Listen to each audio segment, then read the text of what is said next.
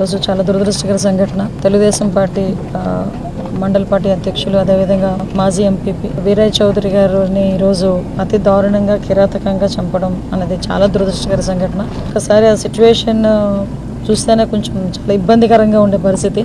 ఎందుకంటే ఇప్పటి నుంచో తెలుగుదేశం పార్టీ నమ్ముకున్న వ్యక్తి, అదేవిధంగా ఒక మంచి వ్యక్తి, చుట్టుపక్కల అంతా కూడా మంచి పేరున్న వ్యక్తి. మరి ఇటువంటి ఏ కారణాలతో అక్కడ చంపడం అనేది జరిగిందో తెలియదు కానీ ఇమీడియట్ గా పోలీస్ డిపార్ట్మెంట్ వాళ్ళు కూడా అక్కడ చేరుకున్నారు. సంఘటన జరిగిన వితిన్ 20 minutes సాక్షాత్తు ఎస్పీ గారు కూడా సంఘటన స్థలానికి చేరుకోవడం కూడా జరిగింది. ఇమీడియట్ గా అరౌండ్ 12 బృందాలను కూడా ఏర్పాటు చేస్తున్నాం. అన్ని బృందాలకి కూడా డిఎస్పీ లెవెల్ ఆఫీసర్ ని కూడా మేము ఎండాస్ చేస్తున్నాం. మాక్సిమం అన్ని చోట్ల కూడా వెతకడం స్టార్ట్ చేసాం. టెక్నికల్ గా కూడా వాళ్ళు ఎక్కడెక్కడైనా దొరుకుతారని చెప్పి టెక్నికల్ గా అన్ని ఆస్పెక్ట్స్ లోని కూడా మేము ఎంక్వైరీ చేసుకుంటున్నాం. యాజ్ వెల్ యాజ్ పాసిబుల్ నిందితులు ఎవరైతే ఉన్నారో వాళ్ళని పట్టుకుని శిక్ష పడే వరకు కూడా మేమందరం కూడా చేస్తామని చెప్పి మీ అందరికీ కూడా తెలియజేసుకుంటున్నాం. ఇటువంటి సంఘటనలు జరగకుండా చూసుకునే బాధ్యత కూడా తీసుకోవాలి. ఈరోజు సీసీ కెమెరాస్ సంబంధించి వాళ్ళ ఫుటేజెస్ కానీ అవన్నీ కూడా తీసుకుంటున్నాం.